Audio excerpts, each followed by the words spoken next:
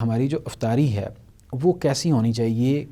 جو ایک عام شخص کے لیے، اس کی صحت کے لیے، اس کے خاص طور پہ معاشی حالات کے اعتبار سے بھی بہترین ہو، یعنی کہ زیادہ مہنگی نہ ہو، اور اس کی خصوصاً صحت کے اعتبار سے بھی اچھی ہونی چاہیے؟ جی، افطاری میں سب سے پہلے تو یہ خیال رکھا جائے کہ جب آپ نے پورا دن روزہ رکھا ہوتا ہے تو نکاحت کمزوری کافی زیادہ آ چکی ہوتی ہے، بھوک بھی لگی ہوتی ہے، پیاس بھی لگی ہوتی ہے۔ تو جب آپ کے سامنے افطاری آتی ہے تو اکثر اوقات یہ ہوتا ہے کہ جیسے ہی روزہ کھلتا ہے تو ہم پہلا کام کرتے ہیں 3-4 گلاس میٹھا مشروب جو ہے نا وہ پیتے ہیں، ٹھنڈا پانی، اور پانی بھی ہم کافی ٹھنڈا پیتے ہیں۔ یہ ہم اپنے ساتھ ظلم کرتے ہیں کیونکہ اسٹمک بالکل خالی ہوتا ہے، جیسے ہی وہ ٹھنڈا پانی جاتا ہے اندر ذوف پیدا کرتا جاتا ہے۔ ایک تو اس سے قبض پیدا ہوتی ہے، دوسرا جو ہے ہماری آنتیں ہیں وہ کمزور ہو جاتی ہیں کیونکہ ٹھنڈا پانی جب اندر جائے گا تو وہ ٹھنڈک کی وجہ سے ان کو کمزور کر دے گا۔ اس وجہ سے انسان کو کیا ہوگا، اکثر اوقات آپ نے دیکھا ہے کہ جیسے ہی افطاری کی جاتی ہے، افطاری کے بعد جب تراویحوں کا ٹائم ہوتا ہے اس سے پہلے انسان کا جسم ایسے ہوتا ہے جیسے بخار ہے، نڈھال ہو جاتا ہے، اور انسان کا دل ہی نہیں کرتا اٹھ کے کام کرنے کا۔ اس کی بلکہ وہ جو جس طرح آپ نے بات کی نا کہ نکاحت پیدا ہو جاتی ہے، ابھی 2-3 گلاس پانی کے اندر جاتے ہیں تو فوراً پیٹ میں درد ہونا شروع ہو جاتی ہے۔ اور اکثر اوقات ایسا ہوتا ہے سحری کے ٹائم وہ بہت زیادہ لوگ اتنا پانی پی لیتے ہیں کہ بعد میں کوئی چیز نہیں کھائی جاتی، ایسی ہے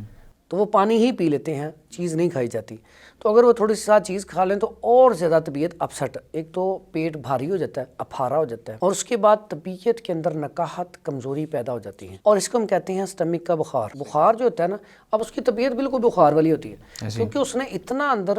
کھانا کھا لیا ہوتا ہے، پانی پی لیا ہوتا ہے کہ اسٹمک جو ہے وہ اچھے طریقے سے ورکنگ ہی نہیں کر پاتا۔ اب وہ تھوڑی دیر تک وہ چلے پھرے گا، بیٹھے گا، پھر جا کے تھوڑی سی سپیس بنے گی تو پھر جا کے کھانے کا جو سسٹم ہے نا وہ آگے سرکولیٹ ہونا شروع ہوگا۔ اس میں اس لیے تو ہمارے پیارے نبی حضرت محمد صلی اللہ علیہ وآلہ وسلم نے فرمایا ہے ایک حصہ کھانا کھاؤ، میدے کا ایک حصہ کھانا، ایک حصہ پانی، اور ایک حصہ خالی۔ اب خالی کا مقصد کیا ہے کہ اس کو سپیس مل جائے، جگہ مل جائے، وہ اچھی طرح سے ڈائجسٹ ہو سکے، نظام آپ کا پوری طرح ورکنگ کر سکے۔ جب ہمارا سٹمک ہے فار ایگزامپل اتنا، تو ہم اتنا کھاتے ہیں کہ وہ بیچارہ بڑی مشکل سے یہاں تک ٹائٹ ہوا ہوتا ہے، تو وہ کیسے وہ اپنا سسٹم سرکولیشن شروع کرے؟ اس وجہ سے سب سے پہلا کام ہمیں جو افطاری کرنی چاہیے، اس میں پیسے کی بات نہیں ہے، کیسی بھی ہو، جو بھی آپ کے حالات ہیں، جو آپ کے پاس میسر ہے۔ میں سمجھتا ہوں کہ جب انسان افطاری کرے، کوئی بھی روزے دار، اس کو چاہیے کہ پہلے کھجور کا استعمال کرے۔ کھجور کھانے کے بعد سادہ پانی آدھا گلاس یا 1 گلاس پی لے۔ ہمیشہ یاد رکھیں جس کو بھی پیاس لگی ہو، عام روٹین میں بھی ٹھنڈا پانی گرمیوں میں انسان 3-4 گلاس بھی پی لیتا ہے، پھر بھی اس کی پیاس ختم نہیں ہوتی، پیٹ بھر جاتا ہے، پیاس نہیں ختم ہوتی۔ لیکن اگر آپ تازہ پانی 1 گلاس پی لینا چھوٹے چھوٹے سپ لے کے، تو 1 گلاس سے آپ کی پیاس ختم ہو جاتی ہے۔ ایسا ہی آپ نے افطاری میں کرنا ہے کہ آپ کھجور کھا لیں، کھجور کے بعد 1 گلاس آپ پانی استعمال کریں، 1 گلاس آپ چھوٹے چھوٹے سپ لے کے پئیں، ٹھیک ہے، بلکہ 3 حصوں میں پئیں اور 3 حصوں کے بھی آگے سپ لے کے پئیں، تو انشاءاللہ اس سے کیا ہوگا، آپ کے اندر جو پیاس ہے وہ ختم ہو گئی۔ اس کے بعد جو آپ نے کھانا بنایا ہے یا جو پھل آپ نے رکھا ہوا ہے وہ پھل استعمال کر لیں، وہ آپ کے لیے بڑا بہترین ہے، وہ پھل کا استعمال کر لیا جائے تو وہ مناسب ہے۔ لیکن جیسے آپ نے پہلے بات کی کہ ہمارے پاکستان میں، انڈیا میں، ایشیا میں پکوڑوں کا بہت زیادہ سسٹم ہے کہ پکوڑے سموسے کے بغیر جو ہے نا افطاری کو افطاری سمجھا ہی نہیں جاتا۔ تو میں سمجھتا ہوں کہ ان کا استعمال جو ہے نا، اگر اس کا استعمال شروع کیا نا جب سے، تب سے دیکھیں ہر دوسرا پیشنٹ لیور فیٹی کا مریض ہے، جگر کے اوپر چربی چڑھی ہوئی ہے۔ تو اب دیکھیں کہ اگر ہم نے پکوڑے سموسے کھا کے اپنے جگر کے اوپر چربی چڑھانی ہے،